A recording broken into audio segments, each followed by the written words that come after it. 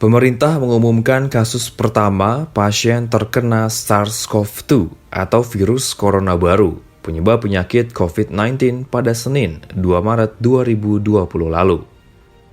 Himbauan dari pemerintah untuk melakukan social distancing dan physical distancing mulai disosialisasikan.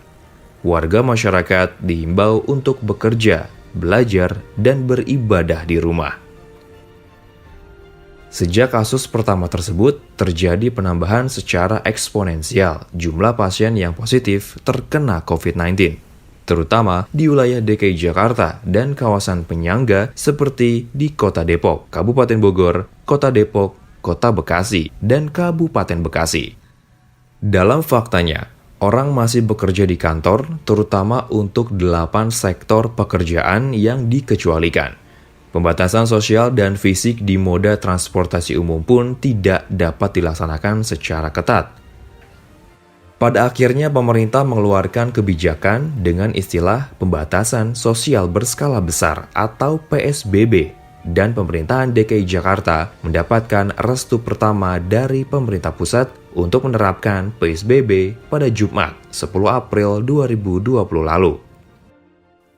Untuk mengatasi dampak wabah tersebut, saya telah memutuskan dalam rapat kabinet bahwa opsi yang kita pilih adalah pembatasan sosial berskala besar atau PSBB. Dalam penerapannya, disesuaikan dengan kondisi suatu daerah dan atas usulan pemerintah daerah yang pelaksanaannya dilakukan koordinatif antara pemerintah, instansi, lembaga, dan aparatur di pusat dan juga daerah. Penerapan PSBB di setiap daerah pun tidak serentak dan berbeda-beda dalam aturan pelaksanaannya, disesuaikan dengan kondisi sosial ekonomi wilayah setempat. Meskipun PSBB diberlakukan, namun penyebaran virus pemicu COVID-19 di dalam zona merah sendiri dan antar wilayah atau dari zona merah ke zona hijau masih terjadi.